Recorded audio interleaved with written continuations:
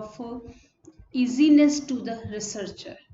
And so we will discuss this topic in detail, like what is population and what is the meaning of sample and what are the techniques of sampling and how the why the sampling is important and essential and how it is beneficial for the researcher to give the quality research work.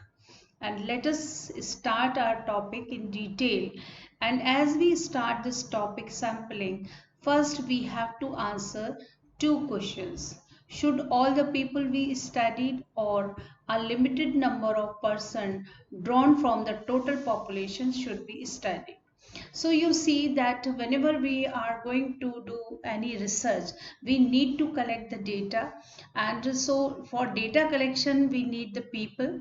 And so for particular research problem in a specific kind of people may the this group for the research purpose. So shall we, there is a one question, that shall we include all the people, or shall we study the taken the some small amount of the persons from those group? In what way we should study, we should collect the data from this? Shall we should collect the data from the the complete group, or shall we can take the few people from the group and we can study and we can collect the information from those and we can conduct our study? So for answering and these two questions, the two terms emerge. One is the population and second is sample. Let us see what is the meaning of the population and what is the meaning of the sample. All those people with the characteristics with the researcher want to study in the context of a research problem is known population.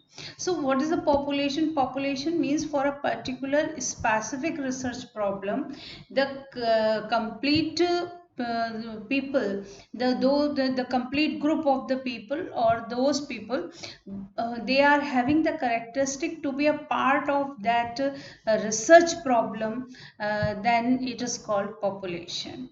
And for an example, if we want to study on the specific this working women, then the specific group of the working women will be the population for a particular study.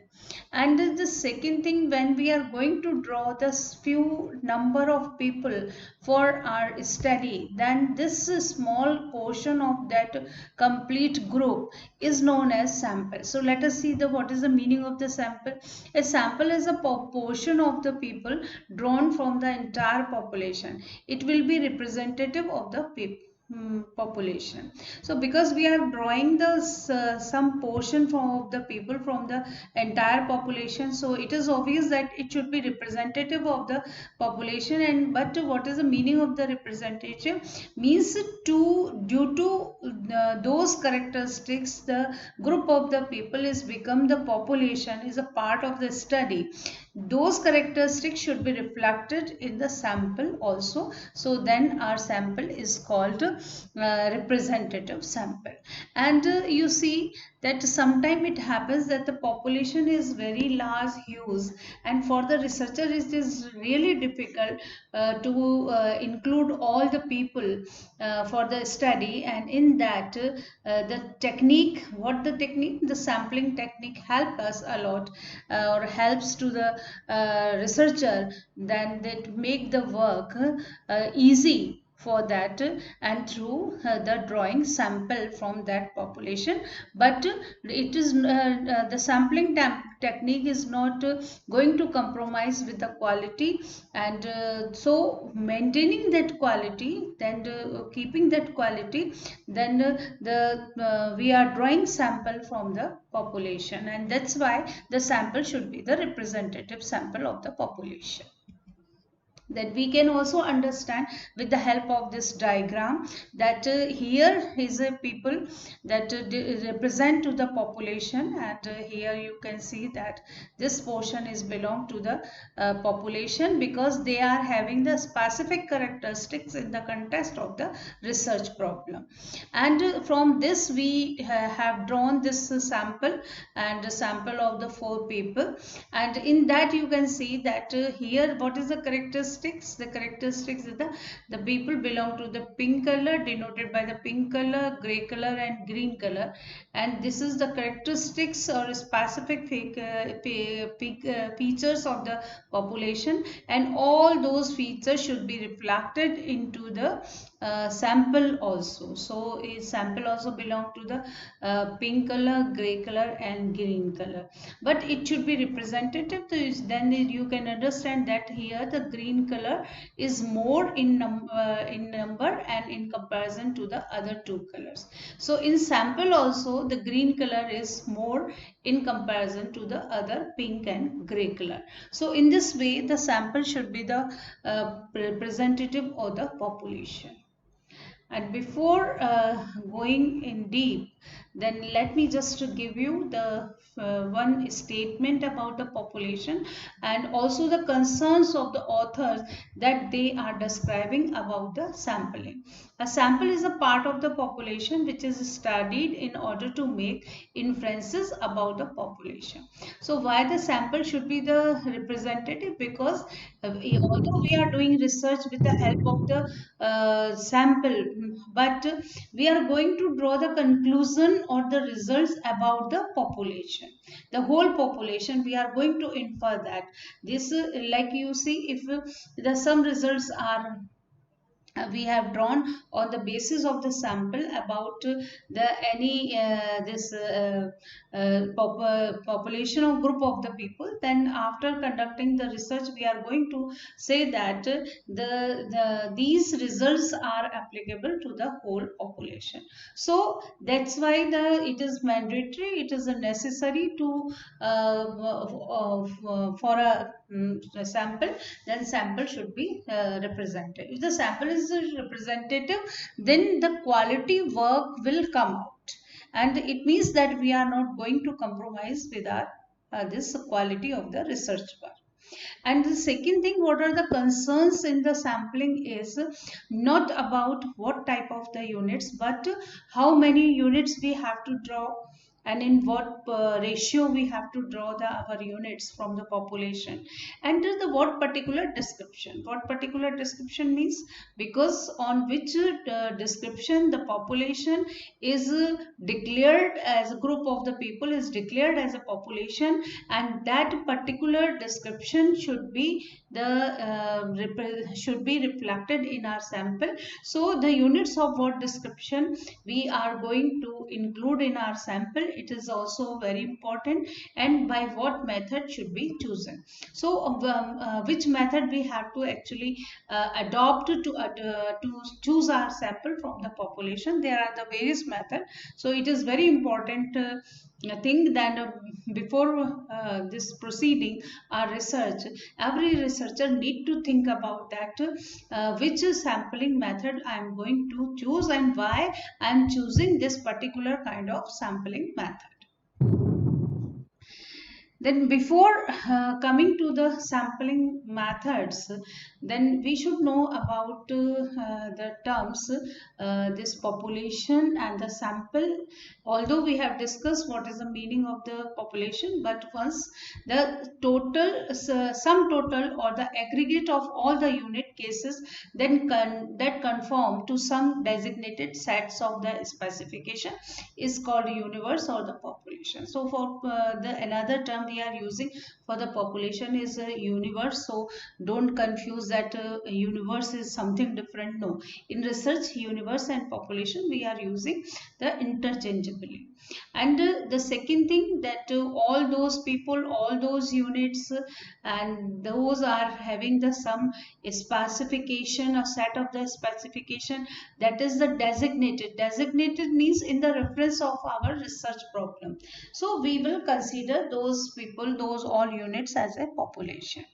And here is one more term the in various proposals and authors are using, that the target population. And target population is actually that population for which we are going to generalize our results. So target population is one to which the researcher would like to generalize the results.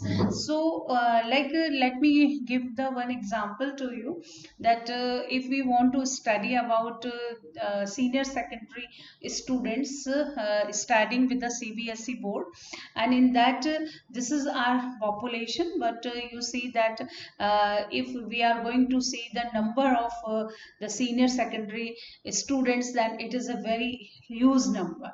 So what is the thing, then we will define that particular state. In this state we are going to take this state for R. So what is the thing, then population is the senior secondary, all the students studying at the senior secondary level with the CBSE board. But that particular state students will be our population, and we will going to generalize our result in the respect of those people, then that is called target population. And sampling, whenever we are talking about the sampling methods, then they are basically there are the two broad categories of the sampling method. One is a probability sampling, and second is a known probability sampling. And probability sampling involves a random selections, and we should know that what is the meaning of the random selection. Random selection means every unit has equal opportunity of being selected, of being the part of the research. And into non-probability sampling, then not involve the random sample selections, and every unit does not get a equal opportunity being selected. Means if you are having the 10 students, or you want to study upon the 10 students, then you want to take from the 10 5 students, means any 5 you can take. And you see that every individual has an equal opportunity. But in non-probability sampling, through the various techniques, we will also see further in detail that is this opportunity is not available. And then the few units might be left due to the some chance factor, due to the some biasness also, and due to the easiness of including the units. So that's why they are not we this type of sampling is not involving the random selection. So let us see the in detail further what is the meaning of the probability sampling. In probability sampling, actually the few conditions need to be satisfied. One is the size of the universe should be known. So when you will adopt the probability sampling, when your universe means population size is known to you. And the second thing, then desired sample must be specified, and you need to specify that to which unit you are going to take, and which actually specific group you are going to take from the population. And the second thing, the complete list of the subject to be studied should be available. And third thing is the equal chance of being selected. And so these four criteria conditions are there that is required to fulfill if we are going to adopt the probability sampling. So when we will choose, we should adopt the probability sampling when we are able to fulfill all these four conditions for selecting our sample. First is size of the universe should be known, and equal opportunity of being selected should be available. Then probability sampling is again categorized under the four subcategories, that is simple random sampling, systematic random sampling, stratified random sampling, area or cluster level sampling. First, we will start with the simple random sampling, because simple random sampling actually the first, not only the first category of the probability sampling, it is the actually representative sampling method of the probability sampling. So the two conditions are must for simple random sampling. First is the equal opportunity and second is the independence. So equal opportunity is saying that every individual in the population has an equal chance of being chosen, and second is the independence. Independence means selection of one unit is not tied with the selection of any other, and there is a no connection between the two units to be selected. And if it is so, then it is the condition of the independence, and simple random sampling we have to adopt this kind of this condition also. And there are the two basically ways to adopt this simple random sampling, then sampling with replacement and sampling without replacement. Before that, we should know that how we will adopt the simple random sampling. There are the few techniques: lottery techniques, coin tossing, and fish ball draw. You are well known to do with the coin tossing also, head and tail game. Everyone had played in the childhood. So here for every unit we will go for the coin tossing, head and tail, and we will select first that if head will come, then we will take this unit as a sample, and then we will do the toss the coin for every individual. And this is the way that we are adopting for the simple random sampling. And we can also prepare the paper chits to select our units also, and with their name or with the some specific number also. And sampling with replacement means when we are going to include the selected sample again for making the probability, and in without replacement we are not including the selected sample again for this sampling or coin tossing and all. So this is called without replacement. Let me give the one example to you, that if we there are the 10 units, and out of the 10 units we have to select the 4 units as a sample. Then for first unit we will go for the coin tossing, either one of the three method to select the sample. Then what is the thing that if we first unit is selected, like number 2 is selected, then we will remove that number from from the units, and the remaining will be the 9. So again we will do this sampling with the 9 units, not the 10. Then if we are proceeding with the 9 units, then the again everyone is having the opportunity probability 1 is to 9 to be selected, and this is called without replacement. But in replacement every time, because we will mix that paper chit, or we will mix that sample unit again and again with our this sampling, then that is everyone is having the probability to be selected as a 1 upon 10, then this is called replacement.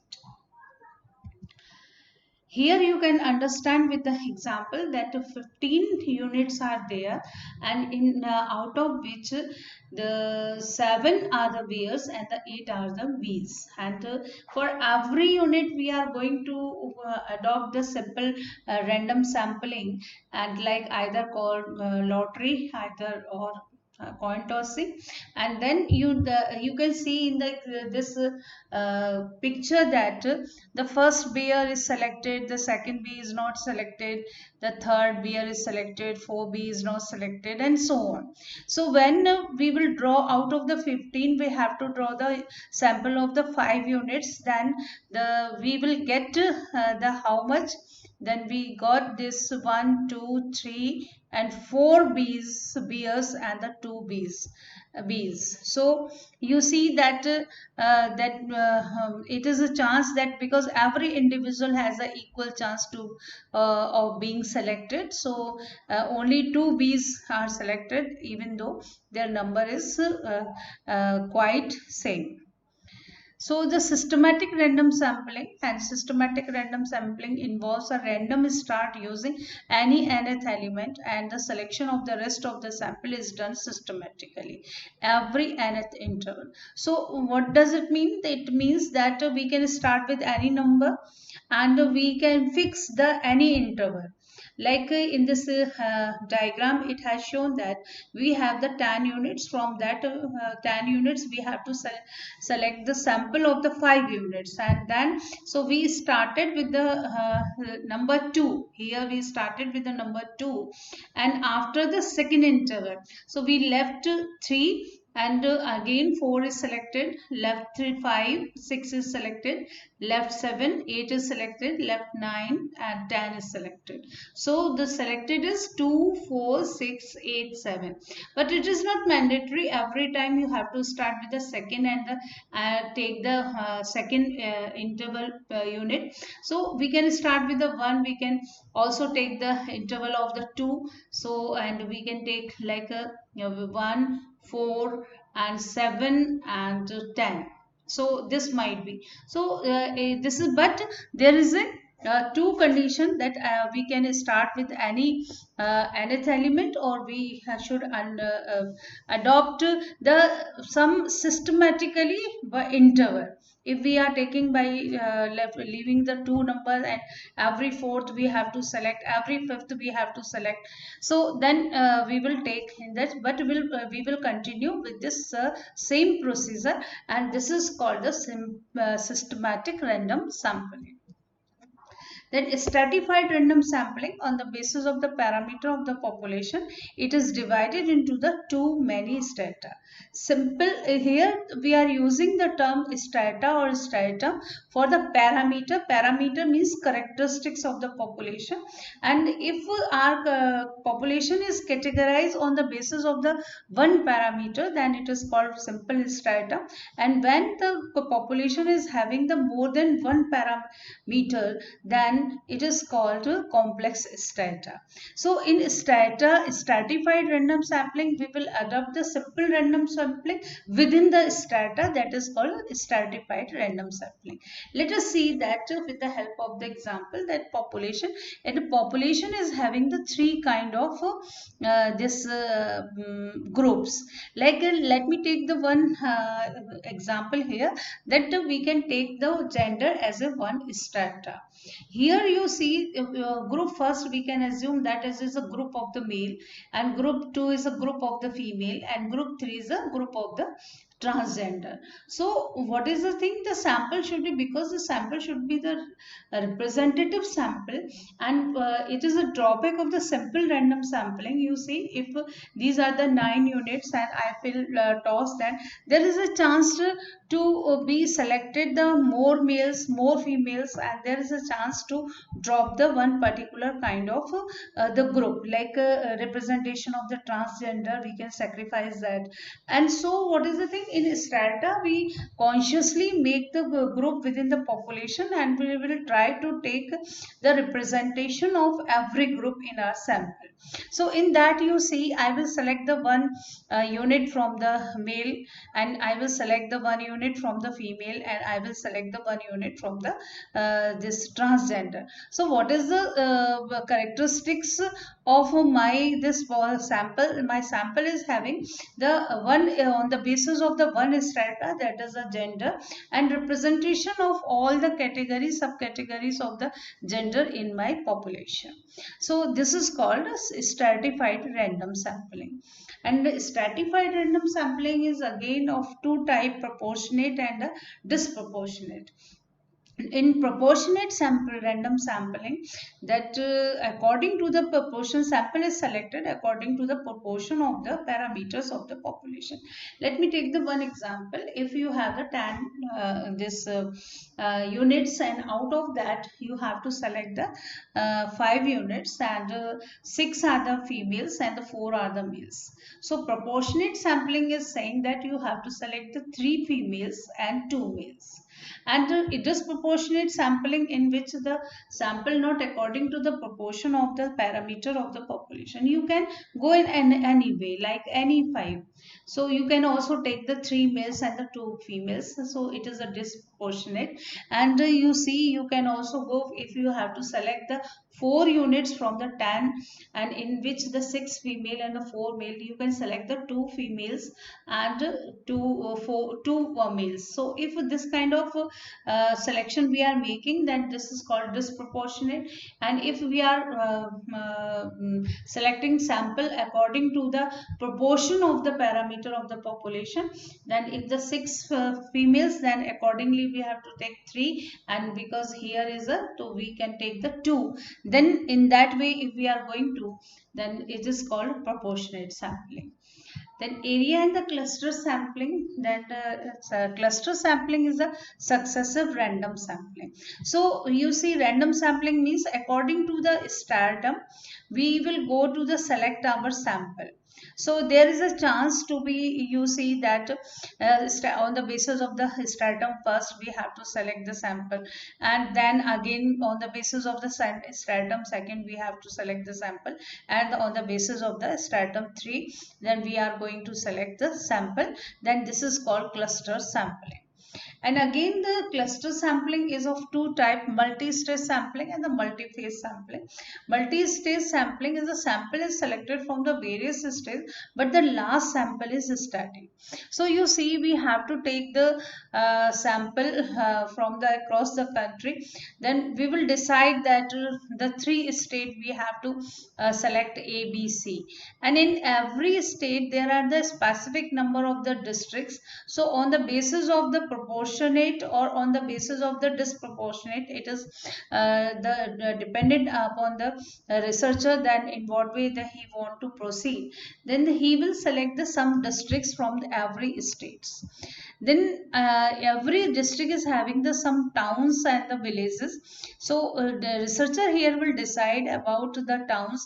Then in every district, then how many towns and villages he will take. Suppose one town, and in this and two villages, and every town is having the households. So how many household we are going to select, and we will decide it like six. We are going from taking from town as well as from every village, and in that how many household we are going to select. So how many units we are going to select, like the two units.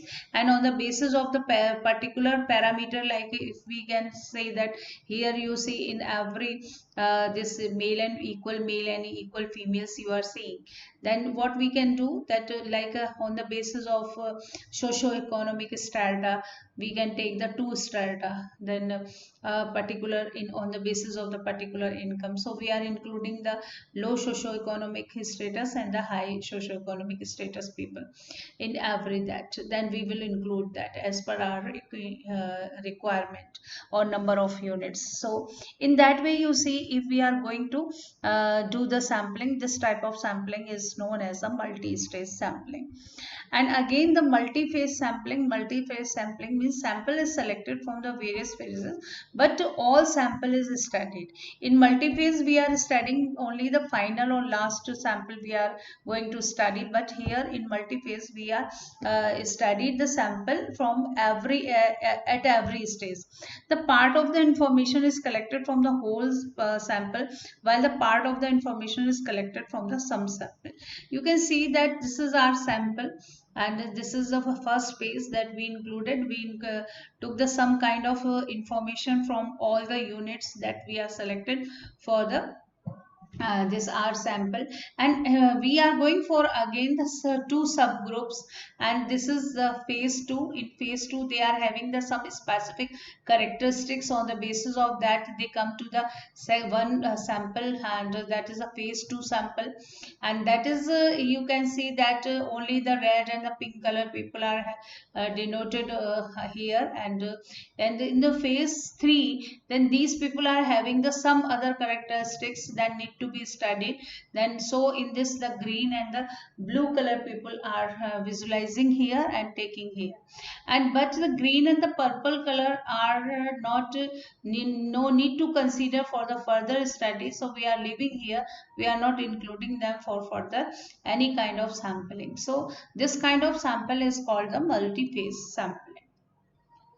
So this is all about the probability sampling with the help of the four subcategories: simple random sampling, and systematic random sampling, stratified random sampling, area and cluster sampling, including the multi-phase and the this stage sampling.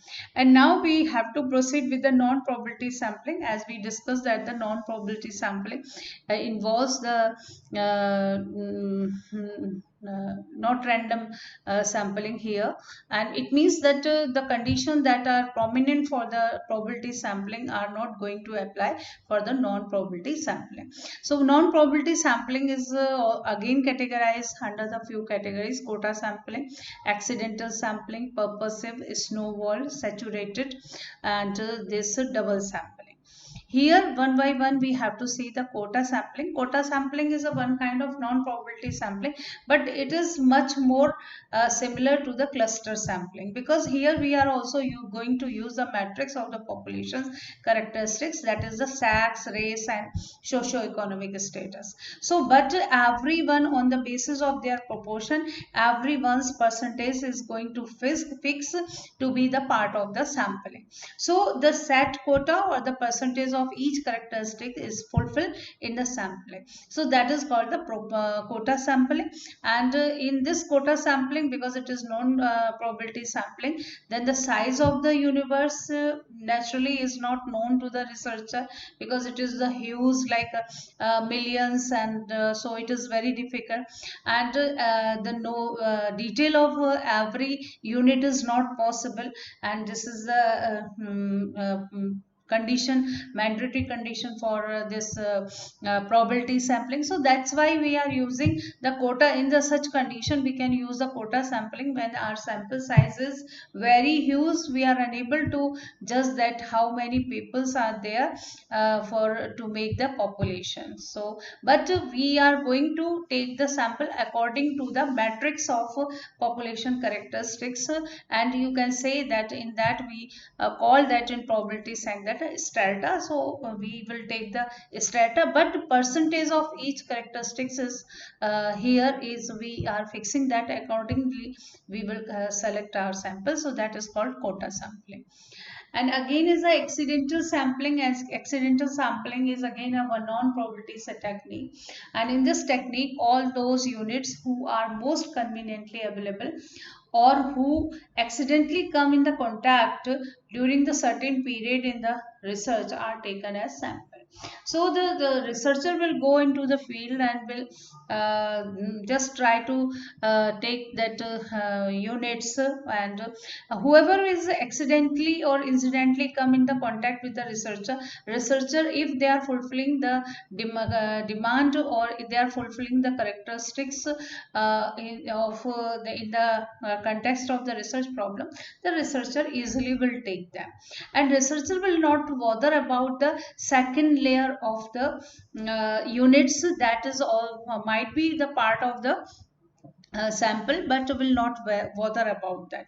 Easily whoever is available to him as per the this requirement of the research problem, in the context of the research problem, researcher will take, and this is called accidental and the incidental sampling. And the next is a purposive sampling and the judgmental sampling. Purposive sampling is one arbitrarily selected because there is a good evidence that it is a very representative of the total population.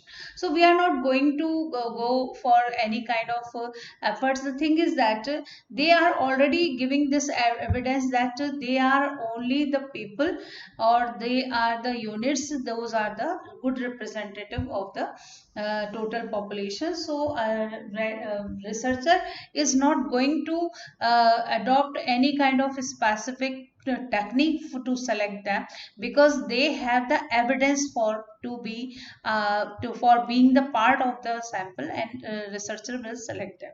For an example, here you can see the example that if the few group of the people like teacher or might be the students participated in one program, and you want to do the follow-up study. So what is the thing? Then for that you are already having that data, and they are also having this evidence that for the follow-up study they are the best representative of the population. So you can take any number from those participants, and they will fulfill your requirement of conducting research. So this kind of sampling is called purposive and the judgmental sampling.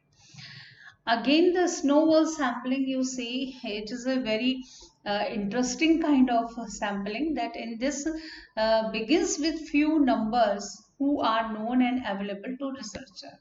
Subsequently, these responses give other name who meet criteria of research, and who in turn give more names. This process continues till until adequate number found, and until no more units are discovered.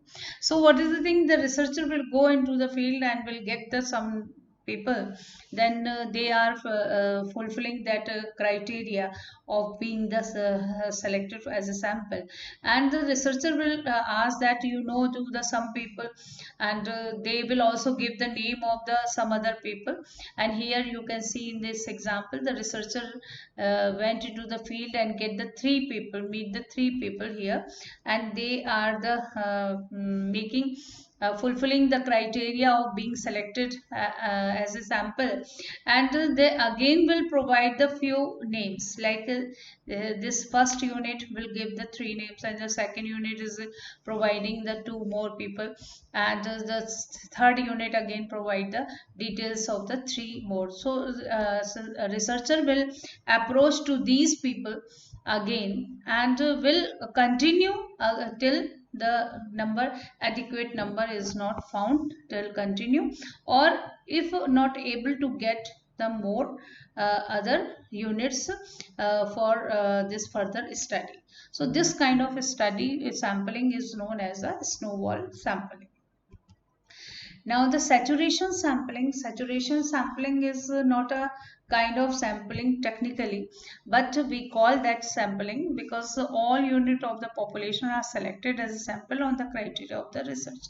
You see that if this population is very less, then for conducting research, they because you see that why we are going to select the sample, because we are unable to include the whole or huge population. But when the population size is very less, then no way to again select the few units. So what we will do generally, we are just taking all the population, complete population as a sample. For an example, if you are going to generally ethnographic research, in ethnographic research, this type of sampling works, that when we are going to study in a particular, for a particular community, and for a particular group of the people, then they are very less in number, and on the basis of the criteria of the research, so we generally include all those units as for our research work. Then dense sampling, in this half of the units from the population is drawn, means population is small but not as small. So what we will do, that we can include, like if we are going to study in a city, the some specific teachers, like belong to the physics teacher and belong to the mathematics teacher in a particular town only.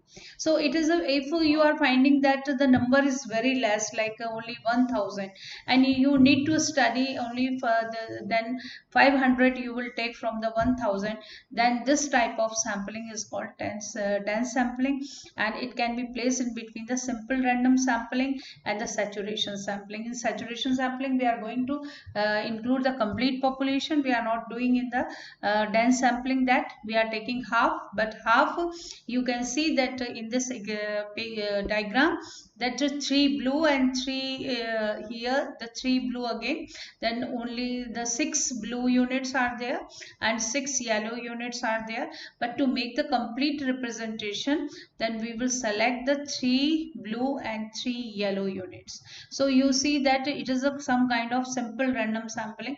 Then we are keeping that the representation of the population in the R this sample.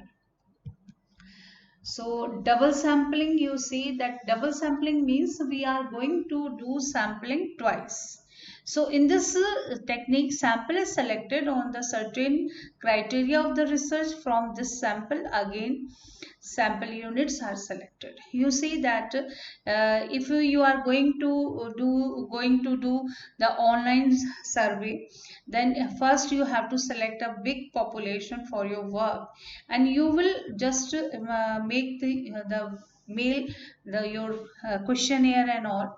Then from those, like you just approach to the 5,000 people for fulfilling that your online survey. Then in that 5,000 approximately 900 or 1,000 people responded to you. Then you have taken that, and then from 9,100 or 1,000 again you are going to take the 4,450 students, 50 units. So what will happen then? This is your, what is your final sample? Your final sample is a 450, but you have taken that out of the 1,000 or 900 that who has had responded to you at the first level. So again you are doing the sampling at the 2 level. That's why it is called double sampling. So, my dear friends, sampling is a more effective way for getting knowledge about the senses, because you know that if the sample population is very large and huge, then it is very difficult, because it will take years and years. So it is very difficult to conclude the results, because when you will conclude the result, the time long time will pass. So what is the thing then? Very technical and the small way to get the results about the census, knowledge about the census, knowledge about the specific group, and but without compromising with the quality. And the sample technique is such kind of techniques that make the work easy, and but not going to compromise with the quality. So with these words I would like to finish